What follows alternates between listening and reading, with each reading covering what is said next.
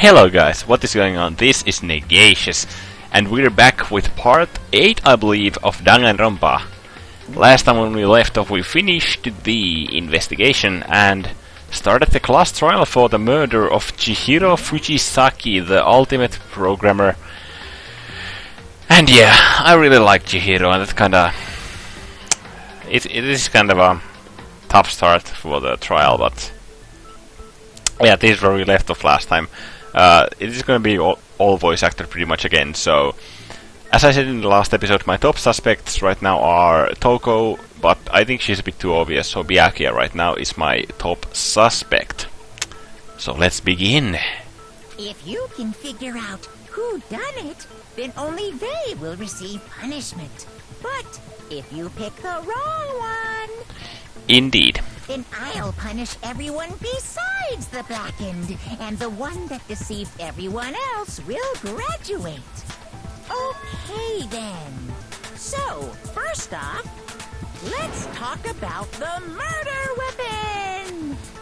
The murder weapon! That was such a cute way of saying it. Coming from a freaking murderer fetishist of a bear. First, we have to make clear what was used to deliver the fatal blow. It was the dumbbell, right? Dumbbell. Locker room dumbbell. Yeah, the case file. Yeah, the case file was used to. Chihiro's fatal injury. This. It appears it was a head wound. That it was. According to the Monokuma file, the killer used a blunt instrument. But what kind of blunt instrument could it have been? I don't think that's contradictory. An iron pipe.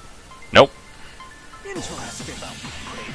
That certainly would make for a powerful weapon. Or Chihiro. Okay, so it's Kiyotaka's statement, I think. No, the weapon that was used to kill Chihiro must have been in the locker room. Chihiro's, it appears it was... Monokuma file, what kind of blunt instrument could it have This! What? Okay, it's not Kiyotaka, it's the friggin... Chihiro's fatal... it's what Hagakure said. The iron pipe, I think. It was an iron pipe. This! No, that's wrong. No, that's wrong! That's such a fucking... That's such a catchphrase. Agree that the object that dealt the fatal blow was the dumbbell found at the scene of the crime? That would make logical sense, It yes. was covered in blood, and there was nothing else at the scene that could have caused that kind of injury. And the wound on the victim's head is consistent with the shape of the dumbbell. You even checked that, Kyoko? As far as I'm concerned, there's no mistake and no room for doubt on this one. You looked at her head wound? Well, that's kind of necessary for the investigation, wouldn't it be? That's so creepy! It is, I have to agree on that one. ... If you don't mind, I will proceed from here. Let's move on to discussion of the culprit. Let us do that. Although, I believe the criminal behind this heinous act is already quite clear. Is he gonna go to the Genocide Jack, the facts on the Genocide Jack, thing? About, the case file? What? For real? Yep, for real. Chihiro's killer is the fiendish serial killer, Genocide Jack. Genocide Jack, the fiendish serial killer. Did he really kill Chihiro? A new element has been added to the non-stop debates. Oh, would you like to hear more? Certainly. For this debate, lines of white noise will appear to disrupt your reactions. Oh, just fantastic, brilliant. Your truthfulness will disappear if they hit these lines, so think of them as obstacles in your debate. But there's a way to keep this white noise from getting in your way. Press the right mouse button to attach the silencer, which you can use to shoot down the white noise. However, if you shoot an actual remark with the silencer instead of the white noise, the time limit will decrease, so take careful aim when you have your silencer out. Okay. ... But if okay, it's set to mean, so... In which case, you can forget about the silence and just focus on the situation in front of you. Wait, hold it. What was the button for the Genocide Jack case file? I think it's gonna be the truth words, but let me check one thing. Ah, come on! No, not that. Fucking ESC.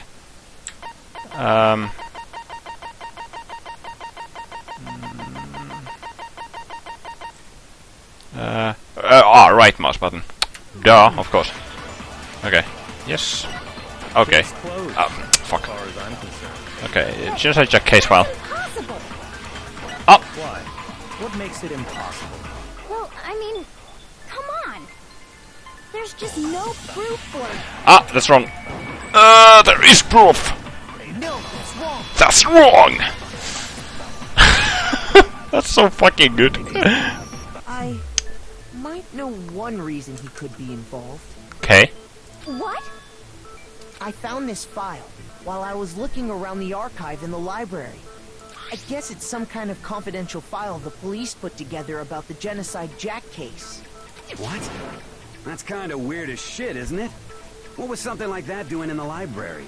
The why of it is probably more trouble than it's worth. So let's forget about that for now. More importantly, it outlines all the specifics of every Genocide Jack case in exceeding detail. According to the file, there appear to be two defining characteristics in every Genocide Jack case. The first is that a bloody message is found written at the scene of every murder. Oh, that's right. Boob lust. He fooled me. Put your penis away, he fooled me. My fucking god. No. It's actually bloodlust. And Hina has to respond to it. Holy shit. No! More important is the other characteristic, and it's something that has never been made public. Okay. Never made public? What the hell is it? Why don't you tell them, Makoto? Of course. The other characteristic of every Genocide Jack case, which the world at large doesn't know. The position. I got it! Apparently, in every Genocide Jack case, the killer suspends the body in a certain way. Other than the killer, the only people who know about this are the higher-ups in the police department. However, Chihiro is most definitely suspended in the same way. I mean, can't you just deduce that if you've, like, seen... Well, I suppose all the Genocide Jack cases are, highly confidential, so... No one would really have had a chance to look at them, the crime scenes. So, how did the culprit know about this, when only high-level police officials were aware of it? And then of course you need to show this again. There's only one logical answer I can think of. It's because the culprit in this case is the real Genocide Jack. No fucking way! You're saying Genocide Jack is one of us? As absurdly crazy it sounds, yes. Yes, in fact, it's Toko. Well, you didn't beat her at the bush, did you? Holy shit! Genocide Jack's true identity is Toko Fukawa. I guess that kind of confirmed my suspicions then, because she was acting really strange, like, earlier in the investigation, when she, like... Well, I'm sure they'll be explained. What? Hey, okay, wait, hold on a sec. Toko has, like, bloodophobia or whatever, remember? That's... What kind of serial killer is afraid of blood? Hemophobia? Yeah, hemophobia is the... bloodophobia. That's a brilliant, play on words. Is Toko Genocide Jack? The answer is yes and no. Another riddle. Man, why is this gotta be so complicated? It does seem like a riddle in a way, but I feel like I can just about see it. Genocide Jack is Toko, but isn't Toko. What does it mean? Wait, what? Hangman's Gambit. Okay. Hangman's Gambit. What are we gonna do?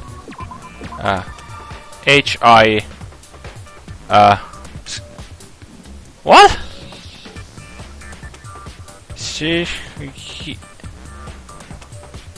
What?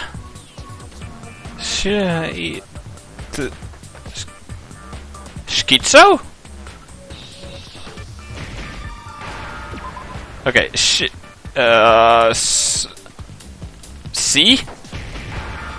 Okay. Xeno, I think. Yeah, schizo. Yeah, schizo. Okay.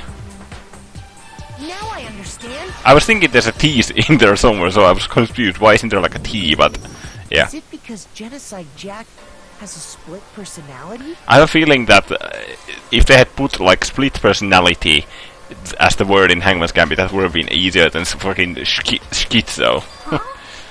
Huh? I think I read that somewhere in the file too.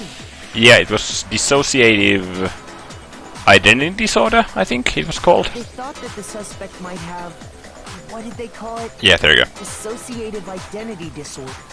Oh, okay. But still, go and say that about Miss Fukawa is... Perfectly acceptable.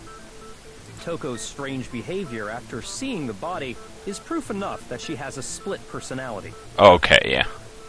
So this was leading up to the reason I was thinking. The one thing that shows Toko could have a split personality, it has to do with her behavior. Her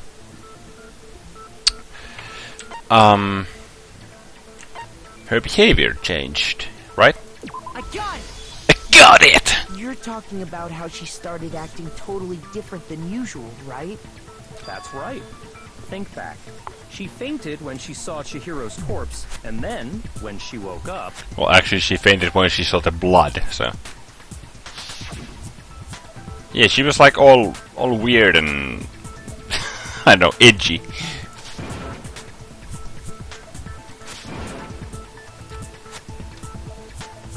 Yeah, I remember that comment from Yasuhiro, or Hagakure. Hagakure is pretty cool, I gotta admit.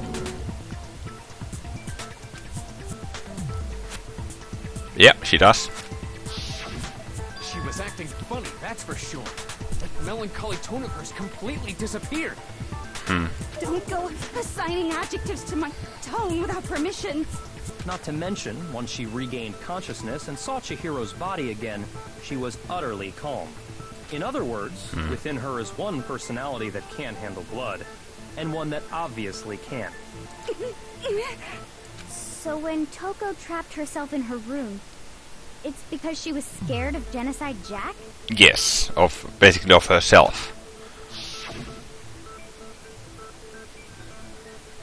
Yeah, I won't let Genocide Jack have control. Do I want to kill her? Okay, that's what she meant. She meant to suppress her other split personality. The reason she locked herself in her room wasn't to keep other people from getting in. It was to keep her other personality from getting out. What? Toko was afraid. Afraid of the murderous fiend inside of her. Of killing even more people. Yeah, I figured. And also, I mean, split personality is like a serious issue. I mean, you need serious medication to like control it. How? Yeah. How can you know all this? I do believe you misunderstood her. What? What she's trying to say isn't, how can you know all this? No. What she wants to know is, how could you tell them? What? Huh? What? Last night, just before Monokuma gave his motive speech, Toko and I had a strange conversation. She told me a most interesting story. She said a murderous fiend lived within her, and she was afraid it could appear and attack at any time. Oh. Oh. Okay, this links back to... This was one thing I never figured, because Toko and when Byakuya tried to get Toko out of her room with me and Hina, Toko mentioned something about a promise and Byakuya just brushed it off, right? It all makes sense now. And that trepidation is what's caused her to have such a bleak attitude. Isn't that right, Toko? Still, Byakuya is such a douche. Holy shit. This is all a lie. Right, Toko? You said you wouldn't tell anyone. Oh, Byakuya, what the fuck? What? You promised. I can't believe you lied. You have only yourself to blame. You came to me with your tragic little story. I didn't ask you to. This is the real world, not some romantic fantasy fairy tale. Holy shit, Byakuya. Oh, I feel kinda bad for Toko now. Besides, you broke your promise first. What? You said that as long as you were here, no matter what, you wouldn't let Genocide Jack kill anyone. But in spite of that promise...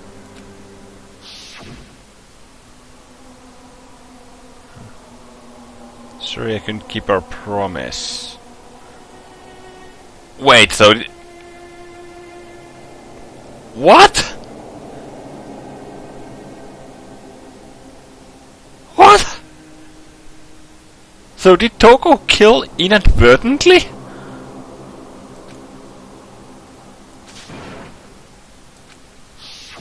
Holy sh... If I kept my promise, you would go out with me. Holy shit! That's the only reason I promised. Oh my god. How many times do I have to tell you? I never said that, but you weren't able to do it. You just couldn't resist that rush you got from killing, could you? I tried. I swear I tried to control it. But your efforts were useless. What a disappointment. I hate you. Oh my fucking god, what's gonna happen? Well, the opening act is nearly finished. All that's left is to hear from the person in question directly. The person? And that face though. Wait, is he talking about... You Are you fucking serious? me. Toko's body suddenly lunged backwards. A huge thud echoed across the courtroom, but in the next second... Well, hello there. Is it me you were hoping to see? What the what? What? What's up with her tongue? What the fuck? What? What the heck? So you figured it out, huh? Well, whatever. What are you gonna do? I don't know, actually. I'm the ultimate murderous fiend, Genocide Jack! Or better yet, let's go with Genocide Jill! That's also one thing I was thinking about. Why are they assuming that Genocide Jack is a he? Women are people as well, dude. Guys. What the fuck is this? It's the ultimate murderous fiend, apparently, but holy shit, did she just change? What happened to you? Not Toko, that's a loser name, and what happened is a textbook split personality! Textbook? So what if one of them happens to be a serial killer? You should turn a blind eye to one's faults.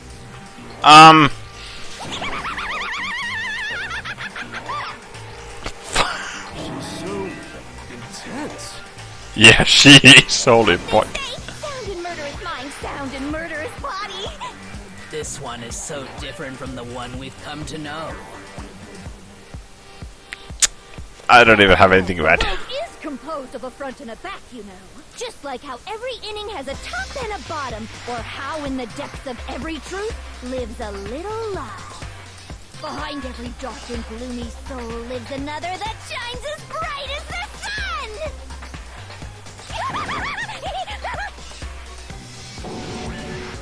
This is the murderous fiend Genocide Jack? This is beyond insane! Miss Jack, Jill, can I ask you a question? What's up? Look at her! Now she's just like, what's up? Some of us think you might be the mastermind behind our entire situation. What are your thoughts on that? Well, I'll tell you, I am the mastermind of all masterminds! What? This can't be Dip. Come on, I've been recording for like barely 50-20 minutes. Just kidding! Okay, good. Well, I guess. Not true? Of course it's not true. How dare you try to link me to that creepazoid? Creepazoid. And another thing, the police and government and society in the outside world are totally powerless.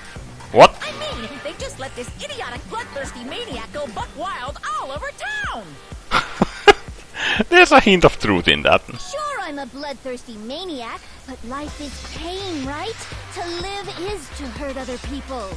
It's a necessary evil if you want to survive. The act of living itself causes pain for everyone. Just kidding again. What the fuck? What the fuck is this? ...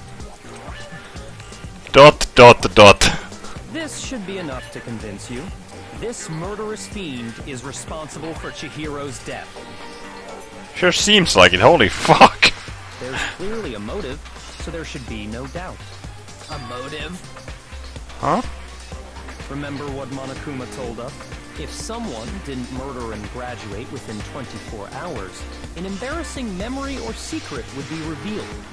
Well, let's assume that Toko's secret was about Genocide Jack. If a secret like that came to light, Toko's life would have undoubtedly been forever ruined. So she had a very clear motive to never have that side of herself exposed. Interesting. Very, very, very interesting. But sorry, as much as I hate to admit it, I'm not the culprit. I'm fucking confused right now. But I cannot imagine anyone other than you could murder someone in such a bizarre fashion. Or, no, maybe this is where the Byakuya's intricate knowledge comes in of the Genocide Jack murders, actually. Maybe so, but nevertheless, it's the truth. Do you really expect any of us to believe you? Yeah, I could never believe a word you say, you monster.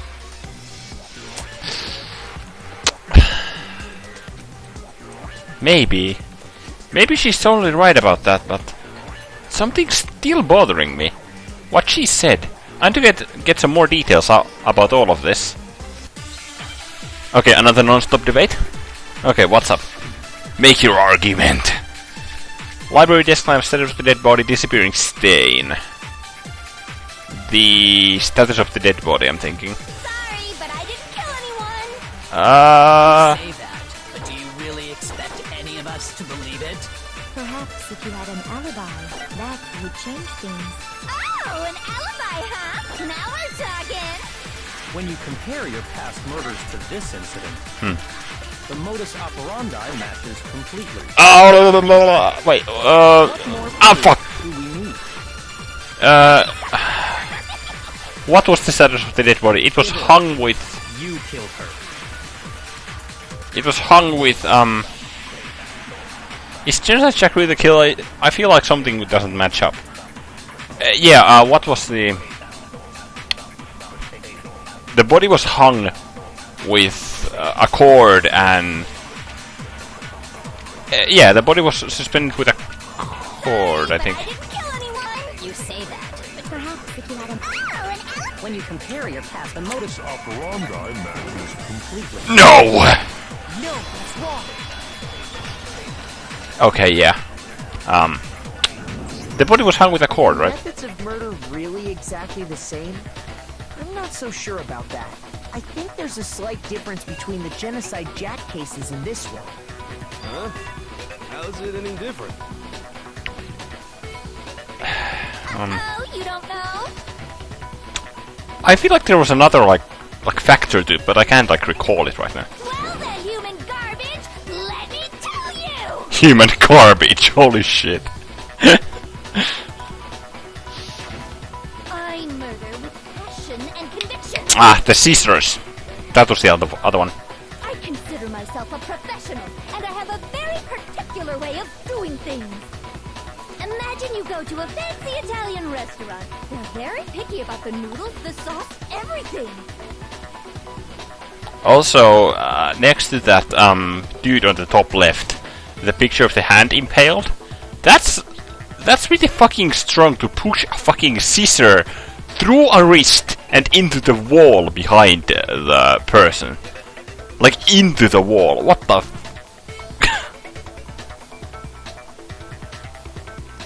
But what happened to Chihiro? It'd be like if that same Italian restaurant started using ragu or Chef Boyardee. This is no creation of mine. Let me rephrase that in a way that maybe makes more sense. There are two clear differences between the Genocide Jack cases and this one. The scissors and... what else? There's one clear difference between the murders. Ah, the fucking injury. For one, the cause of death is different. Yeah, because the COD is usually, well, the cause of death is usually stab wounds and presumable blood loss. In the Genocide Jack murders, all the victims were killed the same Oh my way. fucking god, I can't believe I actually forgot about that one. According to the case file, they were all apparently killed with a pair of scissors. But Chihiro died from a blow to the head, right? Yeah, correct. Ah, yes. That is remarkably different from the other murders. Wouldn't it be strange for someone who kills the same way without fail to suddenly change their method? That would be odd. In fact, that is really odd. And there's more. One more conflicting detail. That's right. In my recipe of murder, if the bloody message is the tortellini, then the arrangement of the body would be the pesto sauce. These food metaphors are really, like, rubbing me the wrong way. Could you please stop comparing killing people to cooking? Exactly! So, are you saying the difference has to do with how the body was arranged? Yes. That's right, the second difference is related to how she was suspended. How the body was posed, no, that's correct. When she was... how is when relevant? What was used to suspend her? And that was the... not the rope, but a cord. Remember what the killer used to suspend her? They used some kind of rope to hang her up by her wrists. Yeah, I see, that's how we're gonna go about this. It's still like a rope. What's your point? Well, in all the previous Genocide Jack cases, something else was used to suspend them. Indeed. Specifically, pairs of razor-sharp scissors. And guess what? I used my own specially designed scissors for the murders and the arrangement. Specially designed scissors, huh? They do look pretty unique, I gotta say. Like I said, I'm a professional, so naturally I'm very picky about the tools I use. And you know what else? I like Genocide Jack's, Genocide Jill's, kind of characteristic. Big Mac said there's two differences, but he's wrong. Big Mac? Big Mac? Are you referring to me? How is Makoto Big Mac? I would think more of Hifumi. Listen up, Big Mac. There's actually one more difference. What? Huh? My word, you really didn't notice? Take a look at who the victims were in each Genocide Jack case. There's a pattern there, just waiting to be discovered. A pattern? Figure that out, and it'll be plain as death why I couldn't have possibly killed that little lolly girl. Lolly girl? Let's see. There was a pattern surrounding the Genocide Jack victims, and Chihiro didn't fit in it? I think I figured it out. I know why she couldn't have killed Chihiro. Not her lover, not her friend. A girl? I got it! Oh, it was. Is it because Chihiro was a girl? Wait, were all the other victims men? Bingo! Bullseye! Right on the money! What are you talking about? Were all the other All the Genocide Jack cases, all the victims had something in common. Yeah, were all of them men? I can't remember. Kenhara Tetsu Honda Shojigaku Kanno Isse. Holy shit, they are all men! Komenssaro Takenin Kono Ushie Naore Takeshima Asebune Yuta Yumejima. There's no end to it. Yuta Yumejima. That's a hard name to say. They were all guys? Yes, apparently. That's right! The people I killed with such passion and conviction are all adorable little men! Regardless, the fact that there was like a 14 or a 16-year-old in there, that's fucked up. I can't believe I said it! I'm so embarrassed! What the hell is wrong with you? Indeed. I can't help it! I'm just a full-throttle boy-on-boy fangirl, and the mopey side of me just hates it. The fuck? But now I'm on the fast track to becoming a full-fledged fan madam! So since Chihiro was a girl and not an adorable little man, you wouldn't kill her? Would an Italian chef suddenly start making ramen just because they're both noodles? Don't be stupid. I have too much passion and conviction to cross that line. That's the absolute reality of the one and only. We get it. You've clearly explained your hobby and your philosophy. But that's not all there is to it. That isn't? It's a different matter entirely, when you're forced to kill in order to survive. Oh. Okay, so... Quiet, lolly cur! Oh, burn! Slowly, cur. look at his face. That's burn, though. I would never kill for a reason as petty as mere survival. And if by some fluke I did kill to survive, why would I bother with the message and arrangement? It'd make me the obvious suspect. Because they're part of your modus operandi? That does make some amount of sense. Well, I suppose it would make more sense for her to try to double-cross us rather than actually making herself the culprit. Plus, whatever reason I have for killing, I would never leave out my prized scissors. Who would go out of their way to use a big, stupid, heavy dumbbell? But do you have them with you? where are you carrying like those scissors? Maybe you used the dumbbell because you couldn't find any scissors in the school. Good point. Any scissors? I don't just use any scissors. I only use my own set of high-class envy of the entire world scissors! World! Okay, whatever. There still aren't any in the school. Are you sure about that? Oh god, where's she gonna rip them out from? Da-da-da-da! Okay. Those are some definite genocide Jill scissors. Dun dun. She's fully equipped. That's right, so I can kill anywhere, anytime. Where'd you take those out from? Why would I resort to dumbbells or rope when I have my trusty scissors by my side? Good point. Go ahead, tell me I'm wrong, you candy gutter dogs, all of you. Not to mention, I have no clue how to tie a good knot. So rope's totally out of the question anyway. This is leaning more and more and more towards Byakuya right now. I have no idea what's going on anymore. Could such a heinous villain really be innocent?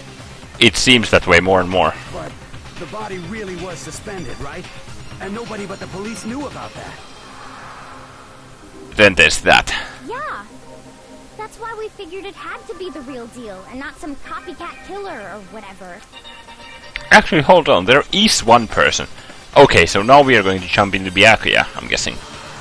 One person who could have copied the Genocide Jack cases. Select someone. Where are you? The noble Togami family boy. Ugh! Here's my answer. Here's my answer. Byakuya, it's possible you could have found out, isn't it? Indeed it is. You'd have no problem gaining access to classified government documents or internal police records. Plus, you already looked through the Genocide Jack file before this all happened, hadn't you? Byakuya! Are you saying Mr. Togami did it? Then the reason he pushed the theory of Genocide Jack being the killer so hard was because he wanted to pin the crime on her.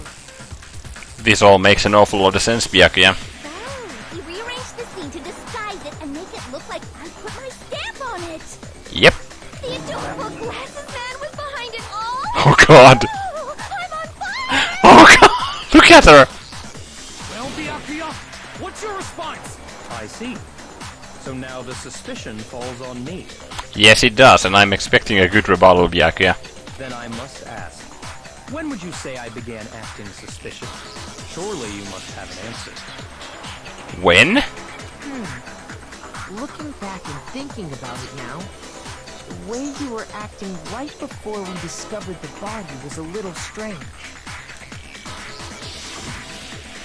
Oh, Karooms. They're suspicious. They're very suspicious indeed, wouldn't you agree? Suspicious? Nobody searched locker. Let's start with that girl's locker. Yeah! Actually, I was wondering about that myself. Why would you start with the girl's locker room? You wanted to go to the girls' locker room right away, right? But since you're a guy... I should have naturally thought of the boys' locker room first. Is that what you want to say? Yes. The victim was Chihiro, a girl. Hence why I said we should check the girls' locker room. Nothing strange about that, I'd say. The victim was Chihiro, a girl. Oh. Huh. On the contrary, there's something very strange. Wait. Okay then, what's so strange about it? Wait a bloody second. Share with the rest of the class. There was a clear contradiction in what Byakuya just said. I had to make it clear to everyone. A new element has been added to the non-stop debate. Would you like to hear more? Yes. Next we're going to add something called a truth flashback. If you aim at a weak spot and hold down the left mouse button, then you'll memorize that weak spot. The memorized phrase can only be shot once as a single truth bullet. If you shoot or change your truth bullet, it will disappear from your truth cylinder. However, you can use this flashback feature as many times as you want. If you don't seem to have an answer or to a lie or contradiction in your loaded truth bullets, it might be wise to memorize a different weak spot and use that to make your case. When's the best time to use flashback? Well, you just have to use your keen wits, don't you? In this case, though, I will say that you won't. If you don't use a flashback, you won't be refuting anything. Well then, good luck and have fun. Oh my fucking god. Oh, this is the fucking break discussion music thingamabob. I've been listening to the soundtrack a lot, and this is probably my favorite. Don't Stop It theme. Byakuya was acting kind of weird before we found the body. Yes. But he was acting weird. I think I know how this is gonna go. The opportunity to check out the girls' locker room. You absolutely take it. Shut the fuck up, That's Hifumi. a natural reaction for any guy. The victim was Chihiro, who was a girl. So of course I would suggest we check the girls' locker room first. There was no time for pointless distractions. What's so strange about that? You wish you'd taken me with you. Oh fuck. There is something very strange. Hearing Byakuya's comment about Chihiro being a girl, I realize there's a clear contradiction there, and to make that contradiction clear, the victim was Chihiro, but how the fuck did you know that the victim was Chihiro? The victim was Chihiro, who was a girl. Okay. So of course I would suggest we check the. There was no time. Yeah, exactly. How did you know that the victim was Chihiro when we were like, we hadn't even had the fucking body discovery announcement yet? So, you said Byakuya was Ugh, like this? Wait. What? The other way around? Maybe? So, you said Byakuya For fuck's sake! Come on! Okay, let's take this. Let's copy this. This. But he was acting if you're presented with the opportunity. That's unnatural. The victim was Chihiro. Wrong! No, that's wrong. Okay, so that's how it works. That's cool. Break! I'll I'll tell you what's so strange about that. Makoto's getting confident. Because up until we actually discovered the body, we couldn't have known who the victim was. Exactly. So your claim that you went to the girls' locker room first because Chihiro was the victim doesn't hold up. I see. That's a good answer, I must admit. Interesting. Very interesting indeed. But your reasoning is still too weak. Huh? What's wrong? Is that it? Surely you've got more than that. Go ahead. Show us. Something's off with Byakuya this trial. What's with Byakuya's attitude? It's like he doesn't even care. Yeah, like, tell me about it. I've got him cornered, but he's acting like it has nothing to do with him. What's the matter? You're not finished already, are you? There must be more to it. There is. I think. There is more to it. Think about it. Kyogo to the rescue! We just talked about the differences between this case and past Genocide Jack incidents. The proof you're looking for is hidden in there. This case and the previous Genocide Jack cases? Oh? Proof that I'm the culprit, you mean? The differences between this case and other Genocide Jack murders. The evidence that proves Byakuya is responsible is hidden in there? What could it be? Another break theme? I'm gonna break you to the ground, Byakuya! Library desk climb Celeste's account, disappearing stain. What? The difference between the cases? You want me to explain it again? When I was killed, I used my very own special scissors. And I used those same scissors to arrange the body. Arrange the body. But Chihiro was suspended with... It was some kind of rope, Oh! was it not? That's right! It This! absolutely was! Then there must be something very fishy indeed about that rope. Hey, Byakuya, where'd you get it from, huh? I'd never seen that rope before in my life. Lies! Ugh, it's the fucking lamp cord, bitch! The fucking extension cord from the box. I'm pretty sure you have seen it before. Oh, Byakuya, you're getting cornered here. Because, you see, that rope, or should I say... An extension cord? cord? Yeah. What? An extension cord? I called that shit. Byakuya, you've used the extension cord in the library more than once, haven't you? And the same extension cord that was in the library all this time went missing after the murder. And there's no way someone who uses that extension cord as much as you do wouldn't discover that fact. And Byakuya must be the one who took the extension cord. I can't imagine any other possibility. Me neither.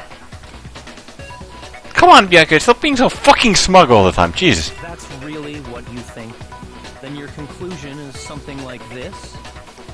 I killed Chihiro in the girls' locker room, then hung her up and wrote that bloody message. Pretty much, yes, but then there's the fucking problem with the Gatling gun and the doors to the locker rooms. I intentionally made it look like Genocide Jack was behind it. Is that about right? For the most part, yes. He's doing it again. He's totally calm, totally unconcerned. As if he's not even involved. Wait, not even involved? What's wrong? I asked you if you think that's what happened. Wait, not even involved. Hell yes, that's what happened. So that's it, right? Byakuya's the killer. I don't disagree with not disagreeing. Can you stop using like triple negatives? He kept calling this a game, right? So he'd be totally willing to do something like this to win. Sorry, but could we hold on just a second? Makoto seems to know what's going on here. I think we need to talk about this a little more. Do we really need to? We've already decided who did it. Yeah, but there's still like a fucking shit ton of evidence left. I know, but still, there's something that's still bothering me. Is that right? And what, pray tell, is still bothering you? I love that term in real life like as well. That pray tell. It's so I like to use myself. I killed her in the girls' locker room, then disguised my crime. Specifically, I dressed it up to make it look like it was the work of a homicidal psychopath. So far, that's what we think, yes. What about all that bothers you? The card readers, for one. Wait.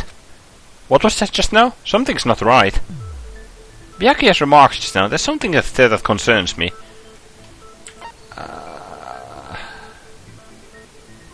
The scene of the crime. Yeah. You say you killed Chihiro in the girls' locker room, right? But are you sure about that? Isn't it possible that the murder took place somewhere else? I'm not sure how this is gonna play out, though. How disappointing. What kind of question is that?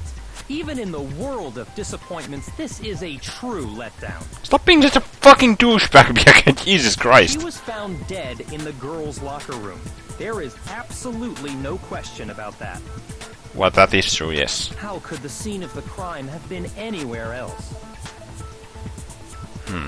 Well, I think it's entirely possible that she was killed somewhere else, then carried there later, along with the rest of the murder scene. Ah! I got it!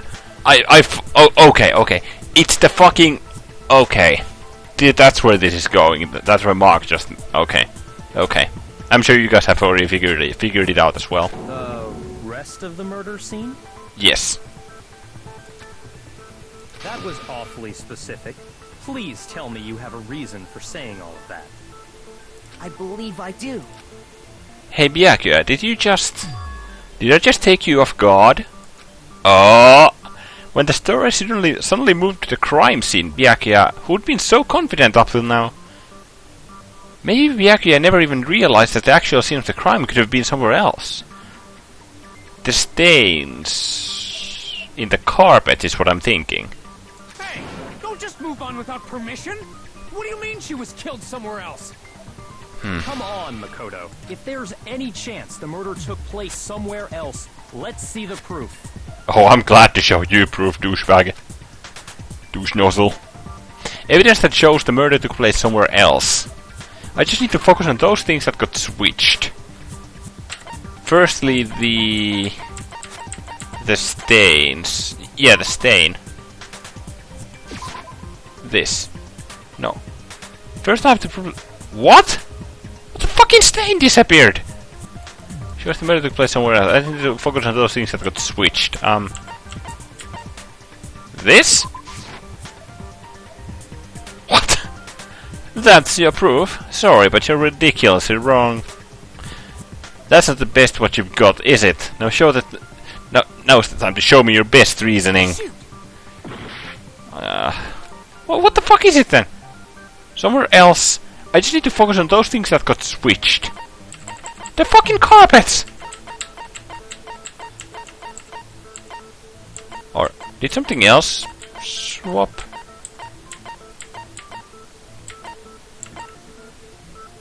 Huh. Maybe this? Because I was thinking about why would the swimsuit model belong in a boys' bathroom? Not bathroom, the fucking locker room, and the tornado band, the boy band picture in the boys' locker room. Maybe it's this? I got it! Okay, good. The proof that she was killed somewhere else is the poster that's hanging in each locker room. I actually forgot about the posters. Your proof is some posters? Yes. The poster in the girls' locker room was a picture of a big boobed supermodel. But don't you think that's kind of strange? Why would the girls' locker room have a poster like that? She is really pretty though, I must say. I bet those massive jugs of hers were totally fake! She doesn't pull any punches, does she?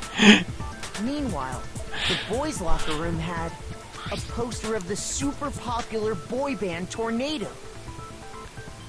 That guy on the bottom looks so fucking ridiculous. Again, that doesn't really seem to belong in a boys' locker room. True.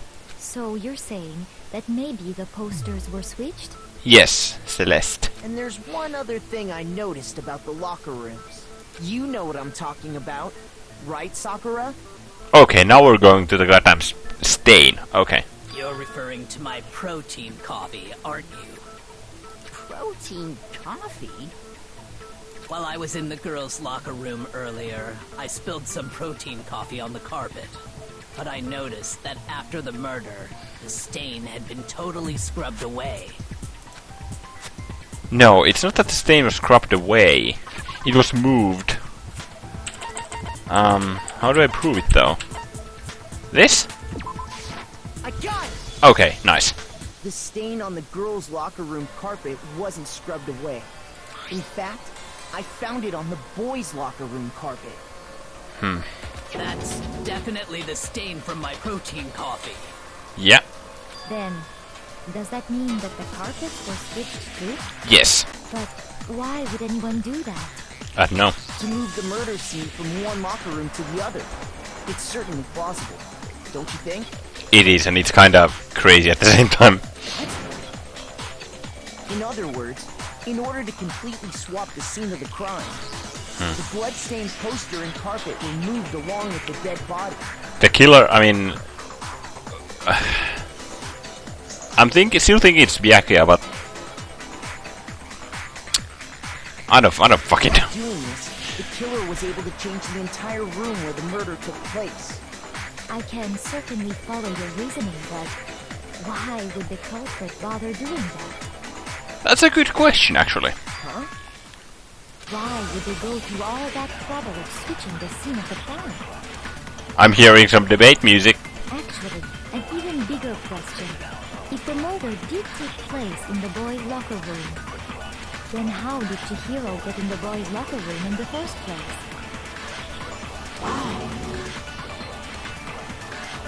Oh, because she was a fucking... To get into the locker rooms, you have to swipe your e-handbook across the card reader device.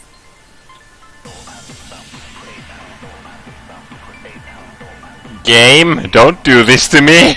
But Chihiro's handbook should have only allowed her access to the girls' locker room. Don't do this to me, game!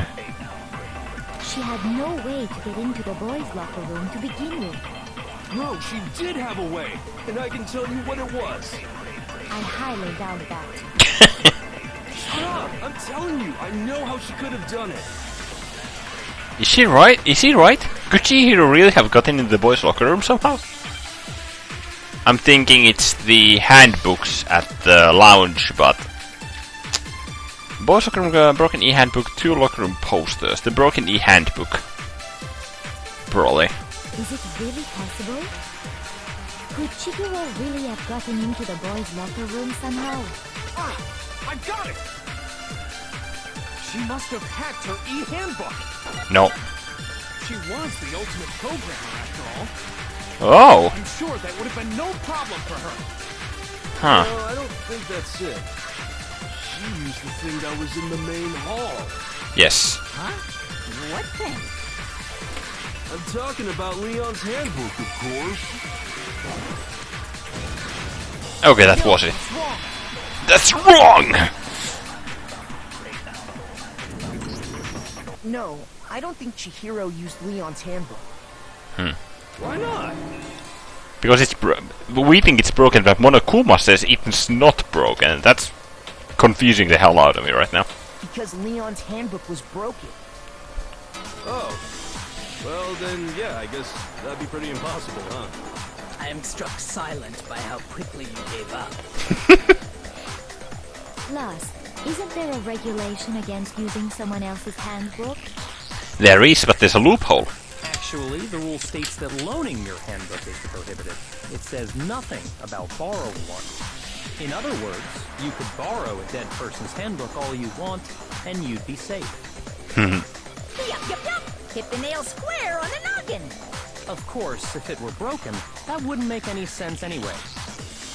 So then, she must have hacked hers, like I said. She used her ultimate programmer skills and... You can't fix an e-handbook. The instant you open one up, a security buzzer starts blaring. Welp.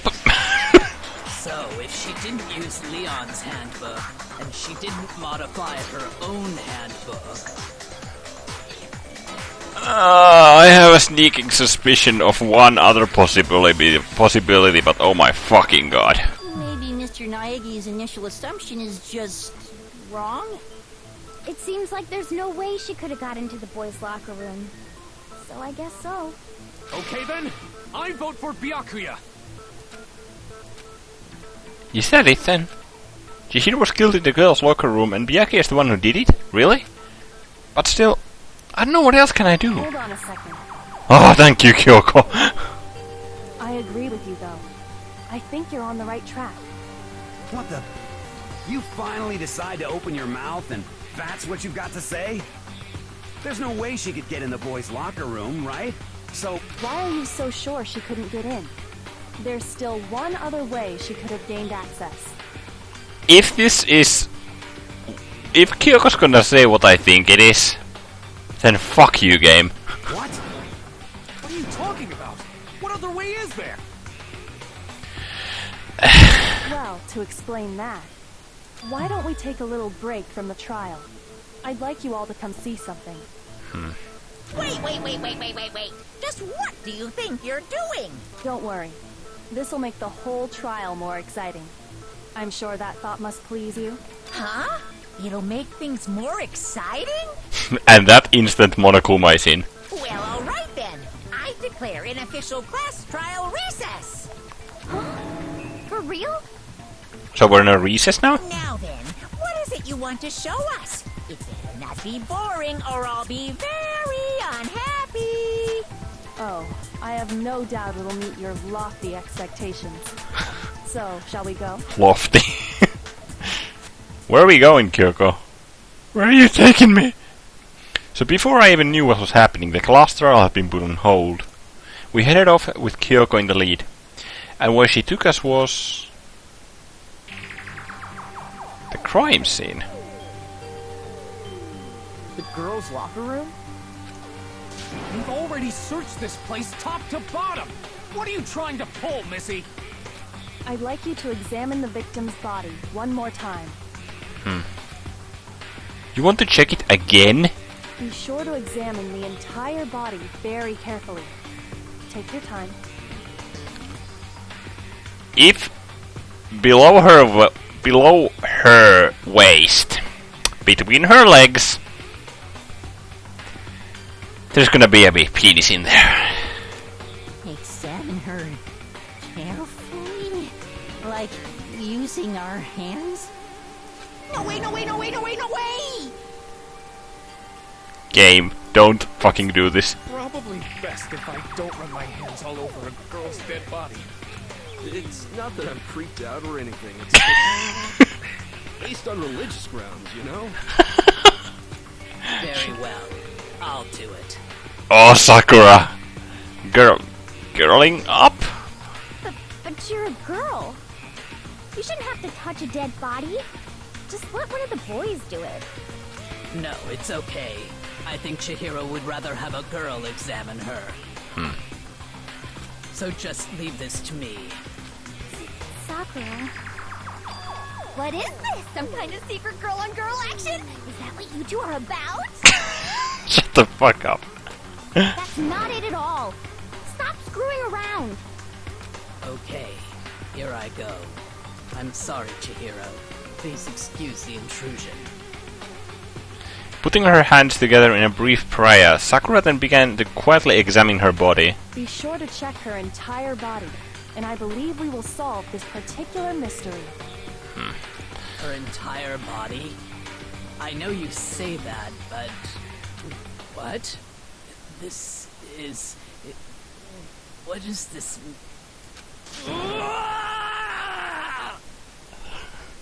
Chihiro is a fucking guy! Unless this is something else, but based on this reaction, I'd say it's pretty much confirmed. What is it? Not possible. It's not possible. Sakura's eyes were staring wildly at Chihiro's lifeless form. Her massive frame trembled. This girl is Is what? a boy. Oh my fucking god. Game, what the fuck? What the fuck, Danganronpa? Ah, I see. So she was actually a he. Interesting. Thank you for confirming this fact. What? I knew that was gonna happen. You're joking, right? I wouldn't joke about this. Ben, it's really true? Chihiro was a guy? Oh, what? You guys didn't know? Heck, I knew that right off the bat. Fuck you, Monokuma! Chihiro Fujisaki was totally a guy. He was a cross-dresser? Oh, I'm really on fire! I wish I had killed him! Jesus Christ. Fucking ultimate murderous fiend. So that's what Kyoko wanted to show everyone, huh? Interesting.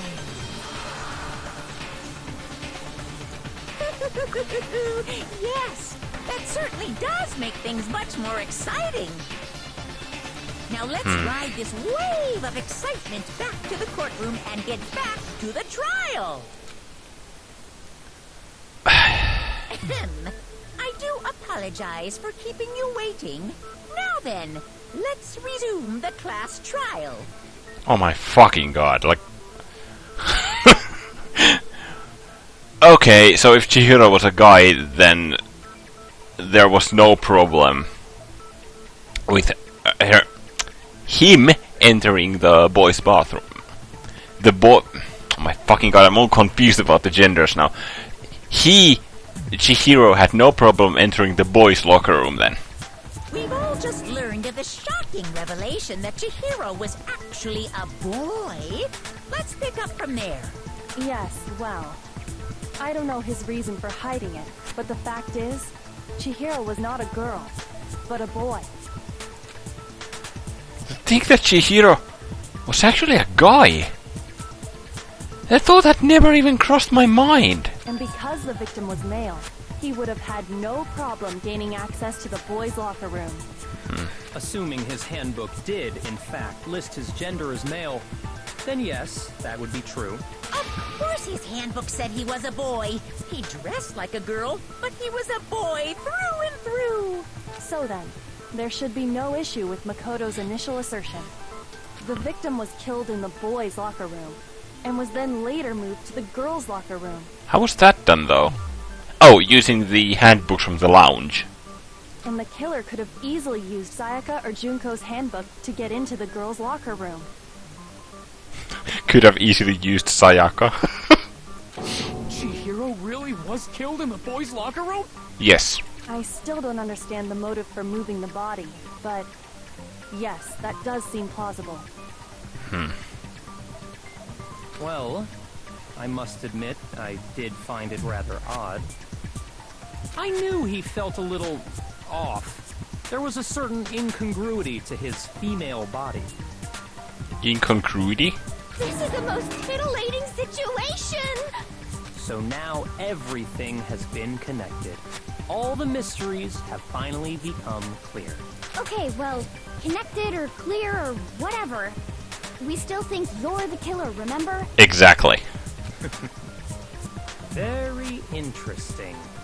This has become very interesting indeed. I'm thinking because Miyake is so fucking laid back that he's actually not the killer anymore. He's off in his own little world. What about you, Makoto? After everything we've learned, do you still think Byakuya's the killer? I mean, there's a shit ton of evidence pointing towards him. Well, without a doubt, Byakuya is the one that made Chihiro's death look like Genocide Jack did it. I mean, the fact that Byakuya could have killed Chihiro in the boys' locker room, then taken a handbook and arranged the body at the girls' locker room, it could still all have been done by him. I mean... But I guess the game's not leading that way. I think he might not actually be the killer after all. What? But aren't you the one who accused him in the first place? He just seems to be too easygoing about all this. Like he's enjoying us solving the mystery. Well, yeah, then there's that. The way he's acting, it makes it seem like it doesn't have anything to do with him. And you think that might be because it doesn't have anything to do with him? Yes. Plus, the evidence he left behind was a little too... how can I put it? Overt. Or obvious, as you might. He consciously chose to use the extension cord, knowing it could connect him to the murder. Well, yeah, that too. At least, that's how I see it. I mean, if he's like the only one who pretty much knew about the extension cord's like whereabouts, then why use that specific item? Unless you want to double cross everyone. And Byakuya, when you found out the murder took place in the boys' locker room, it seemed to rattle you. No, it didn't. And then again, when you found out Chihiro was actually a guy, if you really were the killer, that stuff wouldn't have had any effect on you. So that's your thinking, huh? Well, it bothers me that you don't have more concrete reasons, but it's fine. I guess I'll mark it as correct for the time being. Mark it as correct? What are you, a teacher now? He's right. I am not the culprit. I just happened to come across the corpse in the girls' locker room and decided to alter it. How the fuck did you get into the girls' locker room? Were the doors unlocked? Are you fucking with us right now? No, I am not effing with you right now. I'm telling you the truth. Well, I find it very hard to believe. Same. Go ahead. Find it very hard to believe. You're free to be executed along with the rest of us. If you're really telling the truth, then why? Why do you do that to his body? My reasons hardly matter right now. Uncovering the culprit is much more important, wouldn't you say? I'm actually really intrigued to hear about why did he fuck up the crime scene. Now then, if it wasn't me, who was it? Well, I don't think I can say for sure without talking about it a little more. Okay, if it's not Toko, if it's not Byakuya, then who the hell could it actually be? We're seriously gonna keep going? We're all good, aren't we? I thought it was clear Byakuya did it. No, I'm with Makoto. If there's any doubt whatsoever, we need to explore every possibility. Because if we're wrong, we all die here. That's certainly a efficient incentive. That's true. Very well then. I'm with you too. Damn straight. Count me in. Do you not have a mind of your own? Of course I do. What am I, an ant or something? Anyway, let's discuss this all as a group one more time. We still have time to make our decision. That's very true. Our lives are all on the line. Excellent. Then shall we resume our game of hide and seek? But if Byakuya didn't do it, then who's the real killer? Who murdered Chihiro?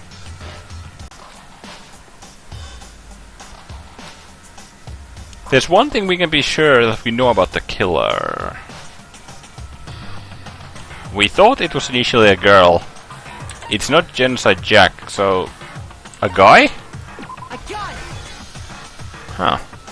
Since the crime scene was at the boys' locker room, you'd need a boy's handbook to get in.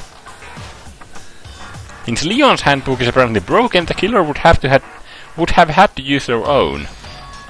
In other words, it had to have been a guy. But that's still not enough. I guess I need to find some more clues. Debate? A debate.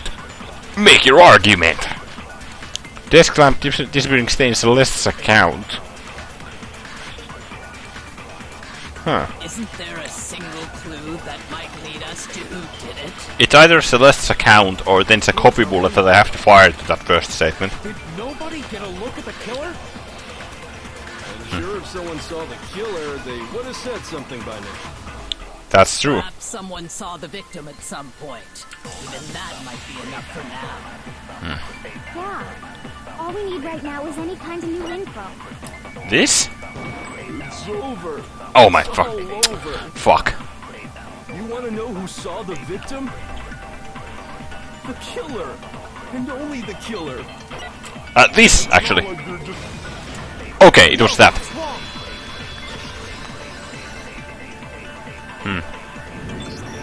I believe someone else did see the victim before he was murdered. What do you think, Celeste? I wonder, would have our statement worked, actually? I know. But yeah, Celeste did see Chihiro. Now that you mention it, yes, I did see him. Really? Oh, but I suppose only Makoto knows about this. Makoto! The rest of you had no idea, did you? That is why you're all making such ugly noises. Whatever! Just hurry up and tell us!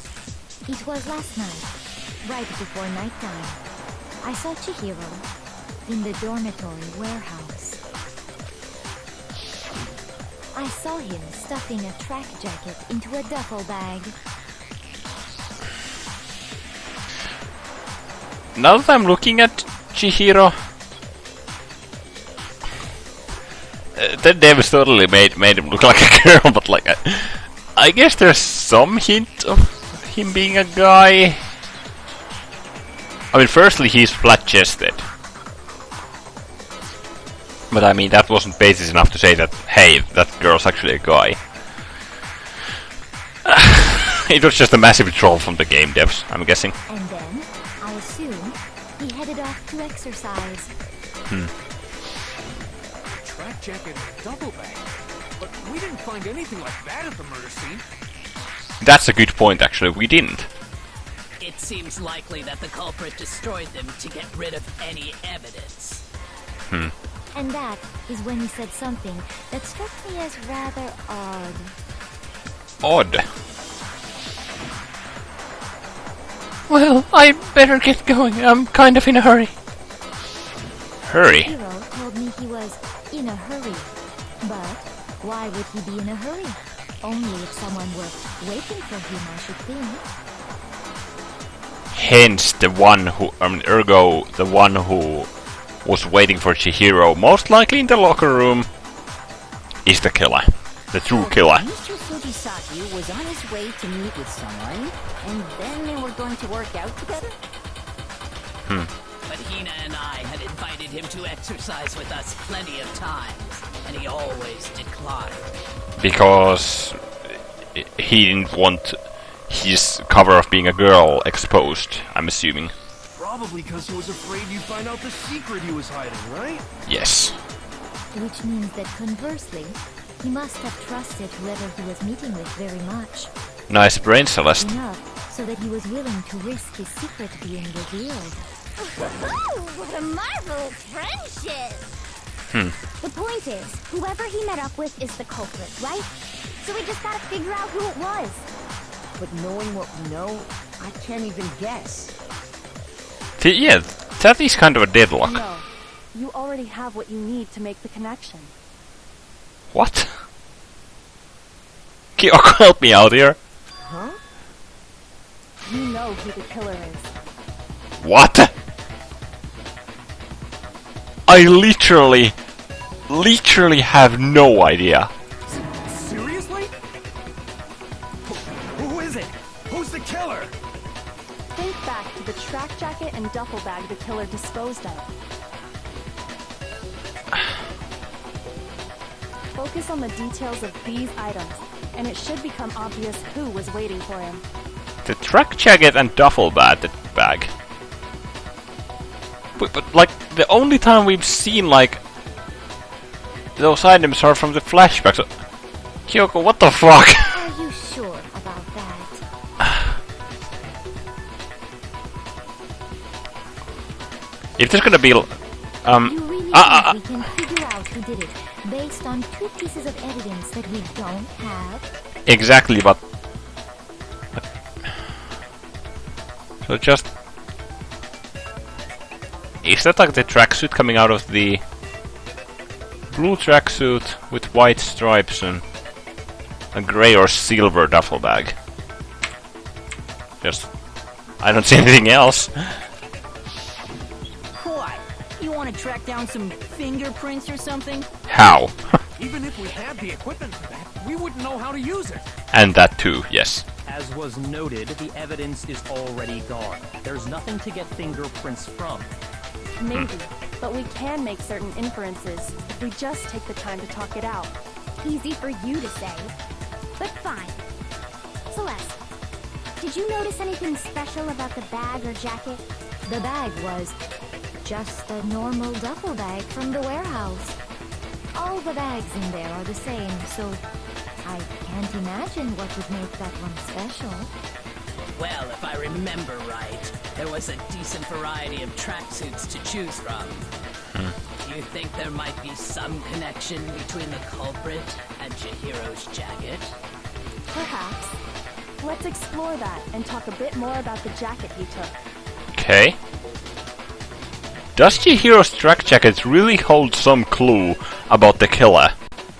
I legit, like, somehow it's really hard to believe.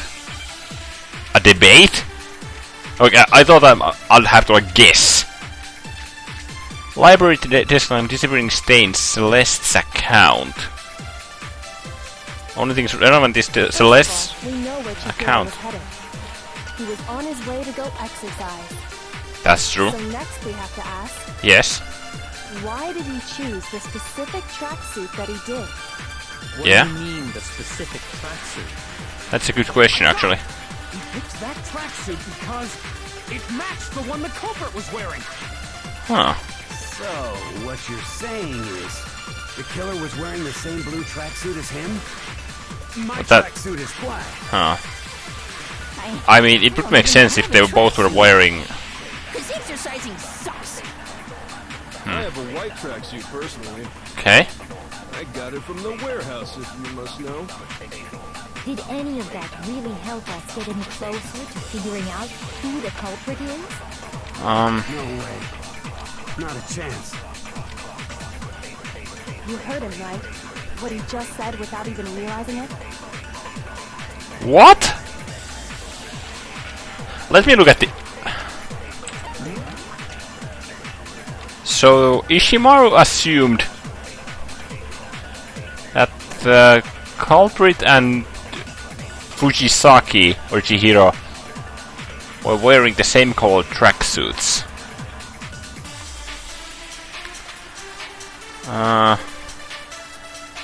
How does that have any connection to anything? Do we have anything regarding the... What did Celeste's account say?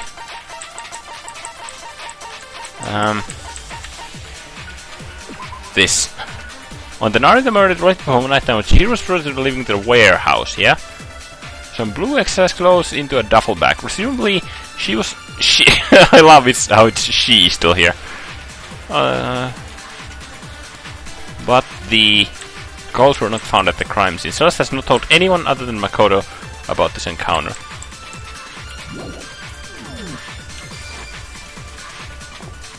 Are you saying there's something off about what someone just said? Yeah, and Kyoko's referring to a he.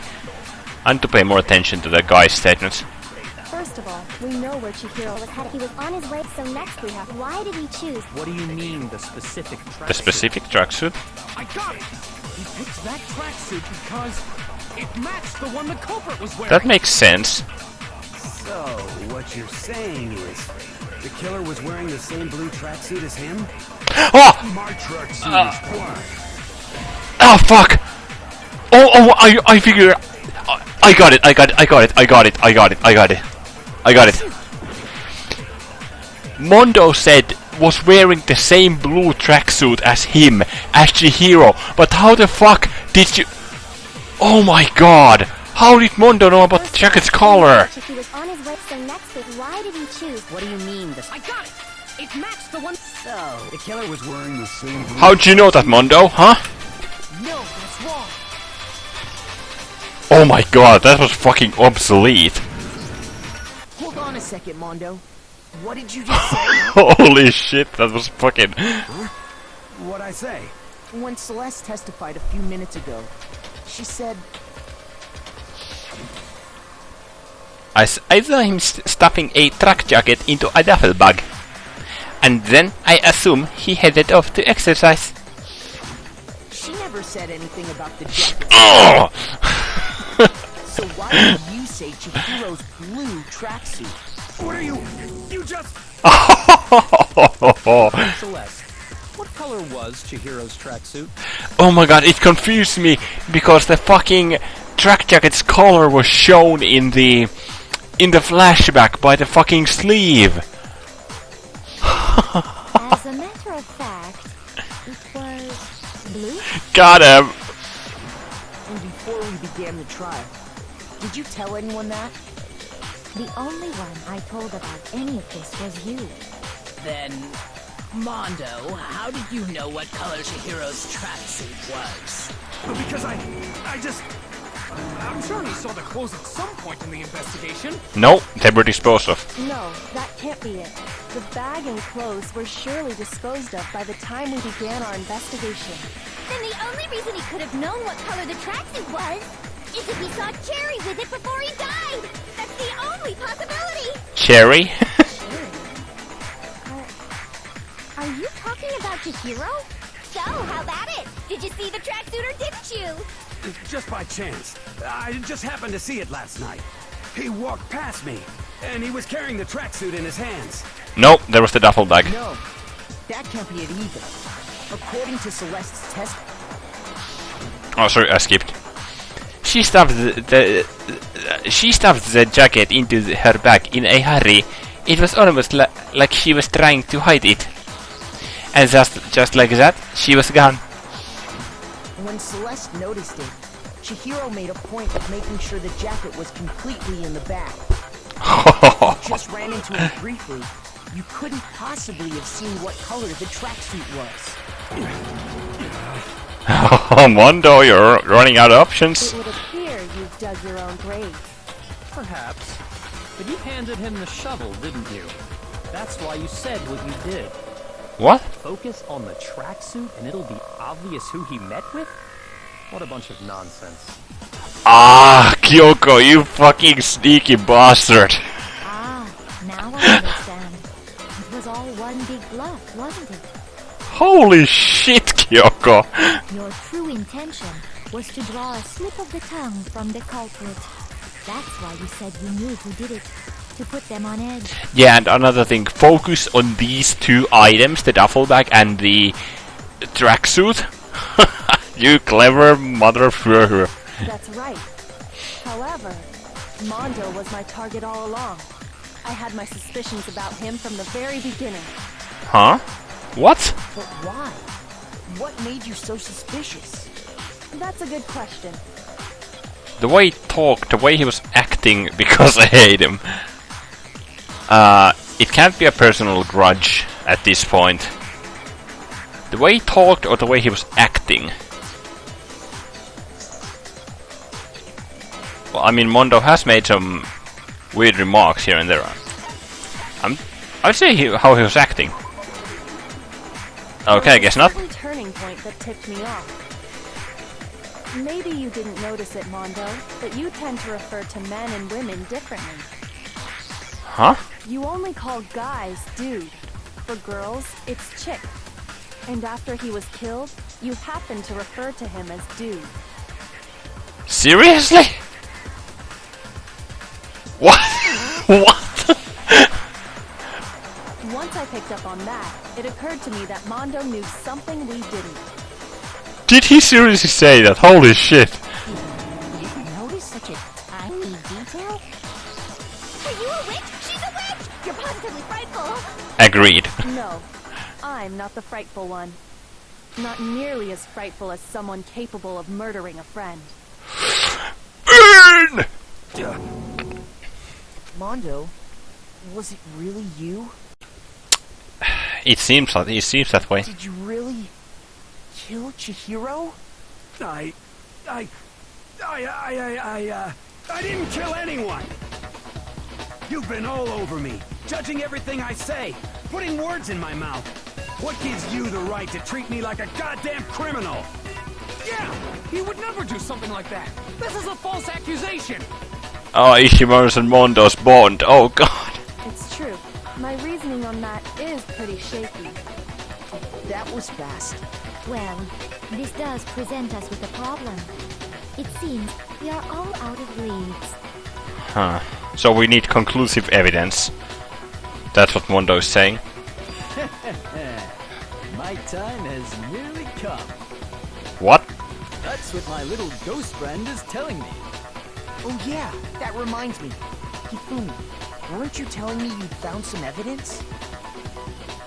Oh, in the fucking lobby to the locker rooms. Yeah. Really?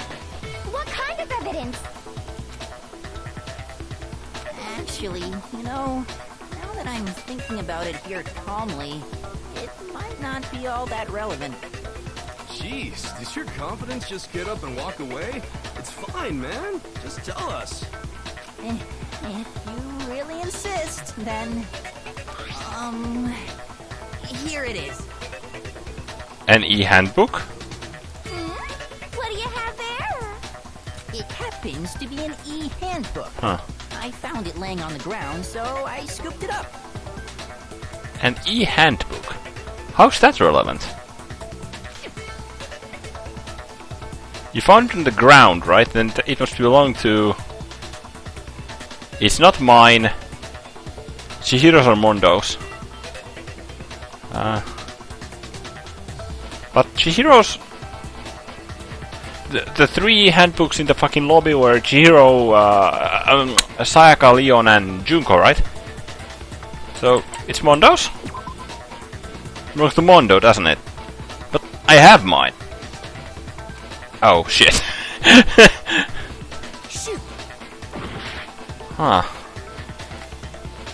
On the ground, right? Then it must belong to... Chihiro? I got it! But...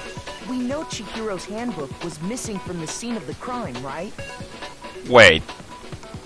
Was that ever established? For a fact.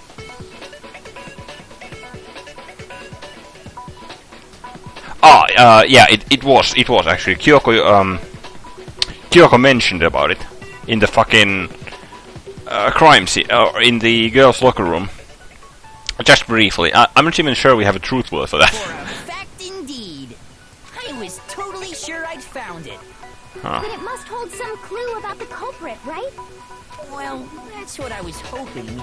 But it's busted. It won't even turn on.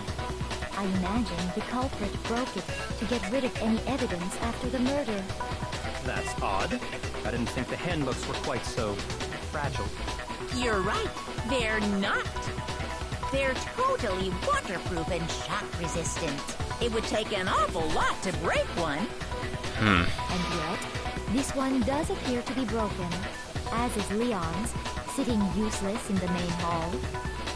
For all your confidence, that is a remarkably high failure rate. Yeah, 2 out of 15 handbooks.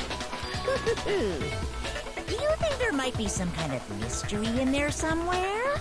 Oh, come on, Monokuma, don't be a dick. How precisely did the handbooks get broken? That's a question of the century, isn't it? How did the handbooks break? There's only one possible explanation. Exploiting a bug, hitting its weak point by hacking it. Hacking's out of the question, we established it earlier. Exploiting a bug. I don't think there's a bug, and only Chihiro would have been able to utilize that bug if, like, there even was one. I'm thinking the weak point, but hitting? Isn't the handbook shock resistant? I got it! You already told us before that the handbook has one weak point, didn't you? Yeah, I actually remember that. Yeah! You remember that? Sure, maybe I let that slip, but I never told anyone what the weak point actually was. By hitting the weak point. Okay. The handbook is supposed to never break, and 2 of them broke in quick succession. Then we can only assume that someone's figured out its weakness. You know what the weakness is, right, Monokuma? So, what is it? Huh? You're asking me? I think it's a necessary piece of information if you want this to be a fair trial. But if I tell you, and someone else decides to copy it, that would be very not good. Just tell us already. Why would we want to break our own handbooks? That's a good point. Monokuma would probably kill whoever broke their handbook on purpose. Oh well, I have a weakness for pushy demands. But you're sure you won't follow their example? Yes. Then allow me to make a special announcement. The weak point of my cutting-edge e-handbook is... when it's exposed to high temperatures for too long, it will suffer a meltdown and totally break! High temperatures. I flippin' knew it! You knew it? Yeah, because I found the handbook laying on the floor of the sauna. And who was in the fucking sauna? Who was in the sauna? The temperature in the sauna can reach over 200 degrees. Strange how you don't get burnt, huh? Who was in the sauna like 2 episodes ago? It's because as your sweat evaporates, it creates a cooling layer of air around your skin. Really? If the hot air of the sauna were somehow pushed directly onto your skin, you'd definitely get fried. That layer of air would get blown away. That's why you may feel a burning when you move around. So when you're in a sauna, make sure to keep nice and still. Interesting. I learned one new fact today. The devs were probably just like, hey, let's throw a random fact in here just to dick around. That is a mere trifling speck of knowledge. Anyway, if you found the victim's handbook And back to the sauna, trial. then the killer must have been purposely trying to raise its temperature in order to break it. Meaning the culprit somehow knew its weakness. Huh. But how'd they find out? Monokuma said he didn't tell anyone, right? Indeed. Quite the mystery. But Mondo was in the sauna with Ishimaru. What if they found out by accident? Huh. I'm not sure how that's relevant though, because I can't like place the event of them to being in the sauna to the entire like timeline of this case. What do Yet. you mean by accident?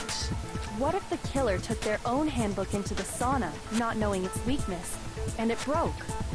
They'd realize it was broken, of course, and it wouldn't be hard to figure out why. Yeah, we just connect the dots. And once they had Chihiro's handbook, they knew they had an easy way to dispose of it.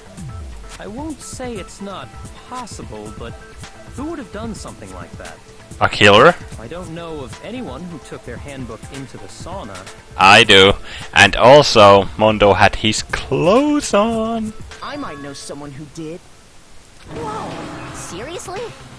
I think the one who may have taken their handbook into the sauna was... Yeah. Who might have brought their handbook into the sauna? Really, it could have only been one person. Select someone. What? Ah, that's... It's Mondo. Oh, motherfucking Wada. Here's my answer. Mondo, your handbook got broken in the sauna, didn't it? What? Why? Why do you keep accusing him? Because that's where the guild belongs to. Ishimaru. Mondo and Taka had an endurance contest in the sauna not too long ago, remember? I most certainly do. And for the contest, Mondo just so happened to keep his school uniform on. Yeah, and in that temperature with fucking flames coming off of you, I'm pretty sure the handbook would break. But little did he realize, he'd also left his handbook in one of his uniform pockets.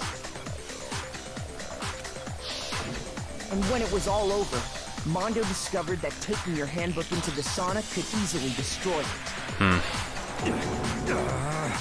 No, wait, hold on. You got it all wrong. He would never kill. I don't accept this. Show me the proof. The actual solid proof. I mean, I don't want to believe it either, but I found something that proves it beyond shadow of a doubt. Oh my fucking... Oh god. Make your argument. What's this gonna be? Broken e-handbook, hours account, case, blah, blah, blah. The broken e-handbook, I'm assuming? Let's test Makoto's assertion. If what he says is correct, Then Mondo, you broke your own handbook. In other words, if Mondo's handbook is actually broken, then that proves that what Makoto said is right. Well, my goddamn handbook works just fine. See? Look! Makoto was wrong after all! Mondo wouldn't hurt a fly! Huh. Even I don't want to believe that Mondo might have actually killed someone. But I found something that proves it beyond the shadow of a doubt. Okay, so... there were 3 handbooks in the lobby. Sayaka, Junko, and Leon. But I'm thinking that the handbook that's in there is not Leon. Because the handbook that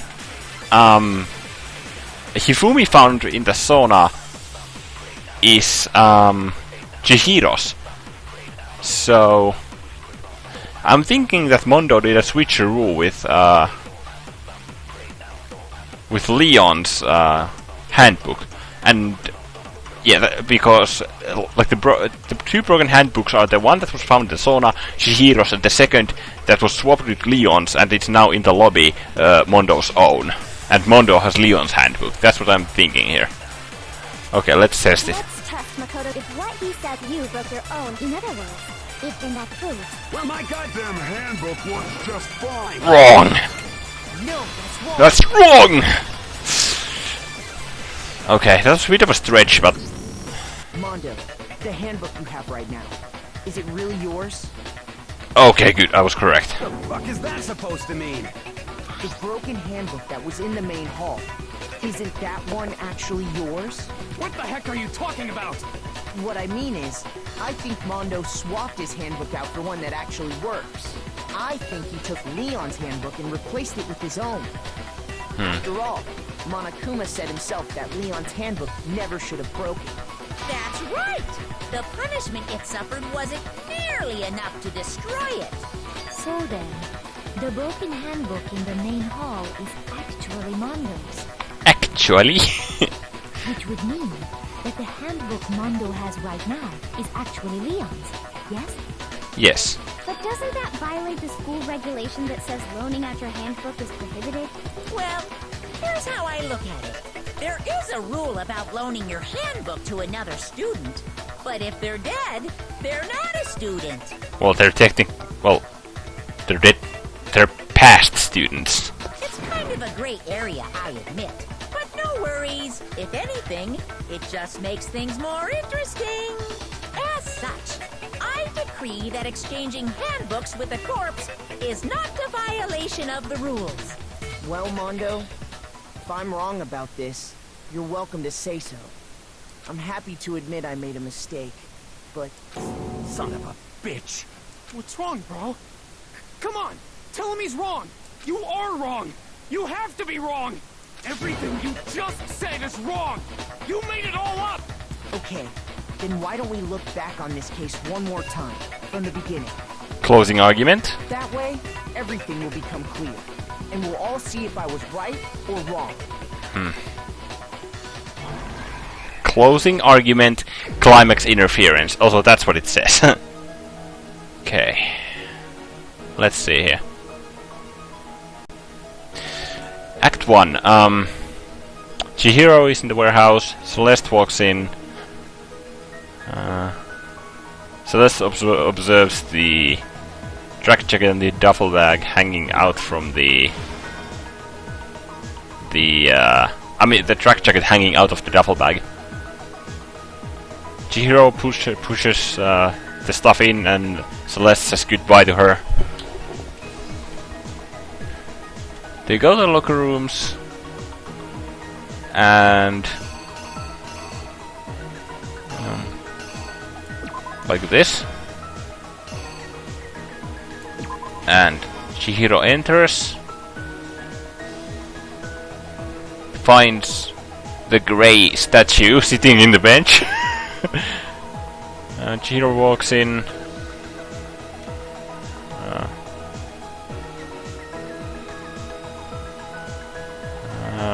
Says something, and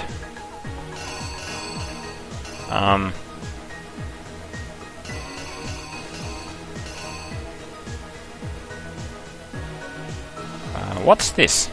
Weapon that the killer used was the Dummel. Yeah. Chihiro sees like, oh shit. Or oh crud. And swung it at the... yeah, this is... so, Chihiro says something. The killer notices Dummel, walks up to her, him, and hits him on the head. Next.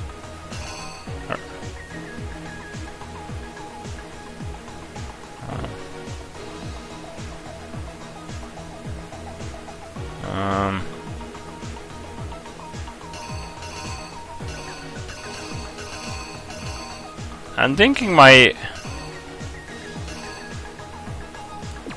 this. The blood splatters everywhere. The Dummel falls to the ground, the Chihiro's dead corpse is there. The killer panics. And gets the idea to swap the crime scenes, I'm thinking.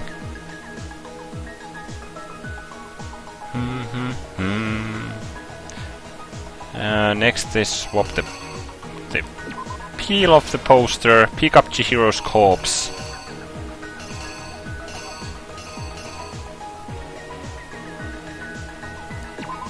And place the posters in the other room. Or no. Wait. This is actually kind of challenging.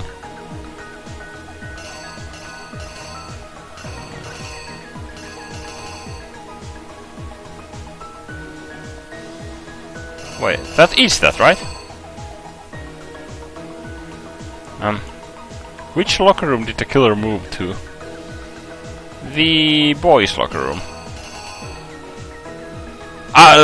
The girls' locker room, of course. I missed that totally. They entered, placed Chihiro's body down, and they placed the poster.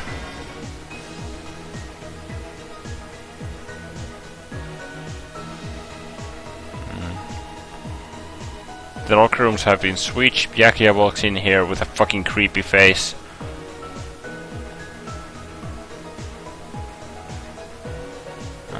He gets the idea to...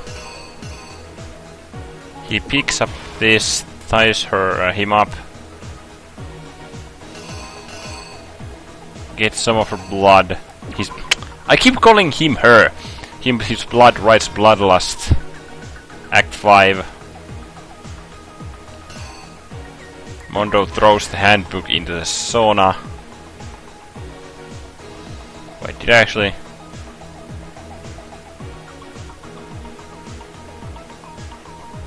That's actually wrong. This is first.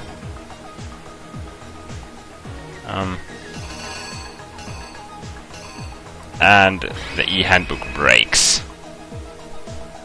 Let's reenact. Here's exactly what happened. First, let's take a look back to before the incident.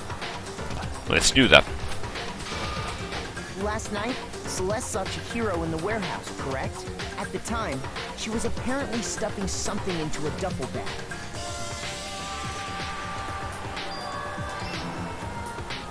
That something was a blue tracksuit. You can confirm this, right, Celeste? Bye. With bag in hand, Chihiro headed out, even though it was officially nighttime. She made her way to the locker room, specifically the boys' locker room. That was fucking convoluted as shit. But how could the victim, who was apparently a girl, access the boys' locker room? Simple, because she was really a he. Which is why he was able to use his own handbook to gain entrance to the boys' locker room. Once inside, he met with someone there.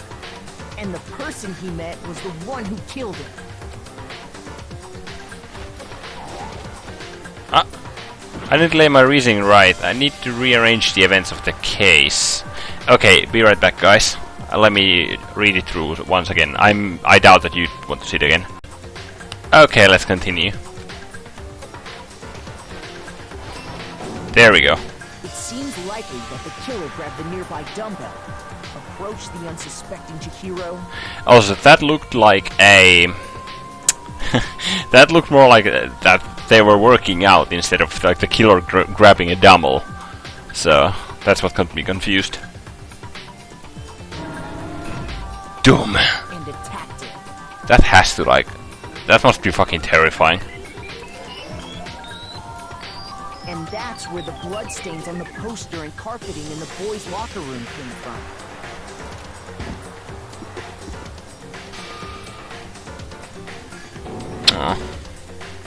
It was likely in the heat of the moment. The body was arranged, but the murder itself felt unplanned.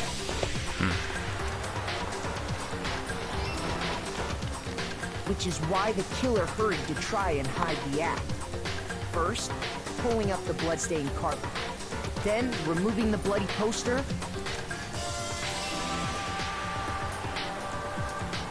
And finally carrying the corpse into the girls' locker room. A girl's handbook was necessary to get into the locker room, of course. But this alone doesn't prove that the killer was necessarily a girl. After all, Sayaka and Junko's handbooks had been placed in the main hall. The handbook is actually kind of small. Using one of those, a boy could get into the girls' locker room without much problem. And that's exactly how the killer did it. With the carpet and the poster they brought with them, they got to work. They changed the layout of the boys' and girls' locker room in what you might call a crime scene switch. A crime scene switch. That could have been the end of things, but no. Byakuya discovered the body and decided to intervene in the situation, making things even more complicated.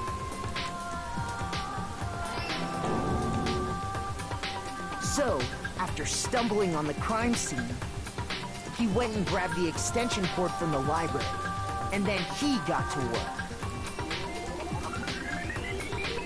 He used the cord to string up Chihiro's lifeless body. That's just fucking... that's fucked up. I mean... if someone died, at least let them leave in fucking peace. No need to mess with them. Then, using the victim's own blood, he left a grisly message there at the scene of the crime. He wanted to create the illusion that Genocide Jack was responsible for the slaughter. What? I didn't lay my... okay, be right back, guys. Okay, that was literally the second last panel in the friggin' closing argument. This one was a lot harder than the first one. The killer, having already disposed of Chihiro's bag and other belongings, arrived at the sauna. There, they planned to destroy the last piece of evidence, Chihiro's handbook. Why was Chihiro's handbook necessary to be killed, destroyed? I don't know. Yeah. And just as the killer expected, the steamy sauna was enough to ruin the electronic gadget. Somehow, the killer knew that the handbook couldn't stand up to the heat of the sauna. And the reason they knew that is because the sauna had already wrecked their own handbook. And that's how it all played out. Isn't that right, Mondo Owada? Mondo Owada. Them faces. Complete. Wait. No. This can't be right. Where's your evidence? Yeah. Where's your evidence? You need evidence. You need proof. Without any proof, you can't pin any of this on him. I'm pretty sure the case has already been closed, Taka. As difficult as it is for you. Evidence that Mondo is the killer That already revealed itself earlier in the trial. All I have to do is check that one item of his and everything will become clear. The handbook? Oh fuck, a BTW as the lovely tongue twister in the first case described it as. The BTB. A new element has been added to the bullet time battles. Would you like to hear more? Yes. Let's talk a little bit about fever time and nega time. During a bullet time battle, if you press the space key, fever time will activate and tempo will be forced to its max. At this point, even if you push the buttons at random, you won't miss. Awesome. So you can push right mouse button, left mouse button, right mouse button, left mouse button, however you want to destroy the opponent's verbal assault. But this only lasts until your focus gauge runs out, so make the best possible use of your time. Of course, it wouldn't be fair if only you got to access the special time, right? So we've also prepared something called nega time that your opponent can use. If the opponent activates nega time during the bullet time battle, your tempo marker will disappear, making quite a bit tougher to hit the buttons in rhythm. Oh, fucking great. If you activate fever time at this point... No, never mind. I'm sure nothing would happen. I don't know what I was worried about. So fever time cancels nega time, but only lasts until the end of my focus gauge. Unsurprisingly, okay. Well then, good luck and have fun. Okay, who are we gonna have this with? Mondo or... Oh, Ishimaru! Okay, Ishimaru, let's go! Show me some evidence! You're wrong! I won't listen! I refute you! False! Show me some evidence! I won't listen! I refuse to vote! Show me some evidence! You're wrong! I won't listen! I refute you! False! Show me some evidence! I won't listen! You're corrupt! I refuse to vote! I refute you! False! You're corrupt! Show me some evidence! I won't listen! That's really fucking hard. Show me some evidence! Prove it? Boom! That's fun. Nega time and fever time's fun. They're really fucking hard. Right, Okay. Mondo must have replaced his broken handbook with Leon's. Yeah, this was suggested earlier. In which case, we can just check each of our handbooks right now. Once we do that... We don't gotta do that. Oh? Huh? Yeah. I did it. I killed him.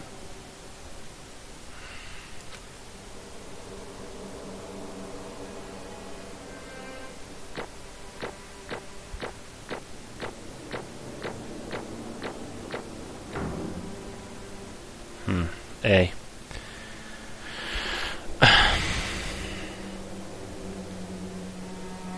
Guess Mondo went out as a man, confessing his crime before being stripped of any last honor he had left.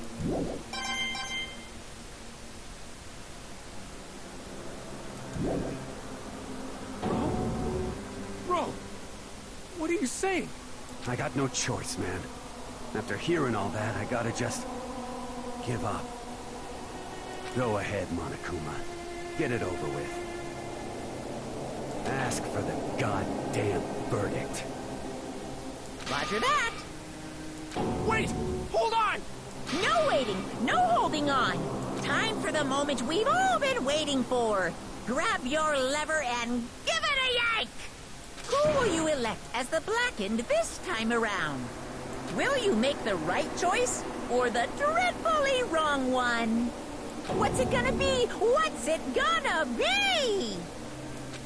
You already know, Monokuma. Shut the fuck up.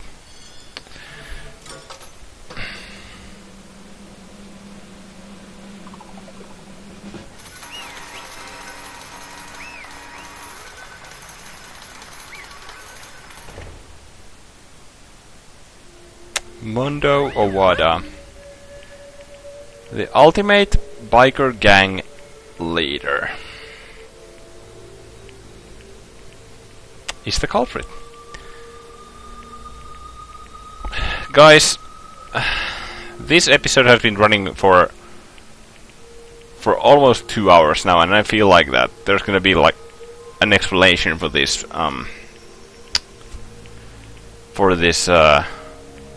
because the case was a lot more complex than the first one. I feel like there's gonna be a lengthy explanation, so we're gonna leave the episode off here this time. Next time we're gonna hear about Mondo's motives and what was the secret that most likely Mondo had that drove him to murder. The Monokuma incentive, or the motive, as you will. Thank you guys for watching, and I hope you had a nice day. Next time on Danganronpa we will hear about Mondo's motives. This has been Negacious. Thank you for watching. I appreciate every single one of you. And I'm out. See you.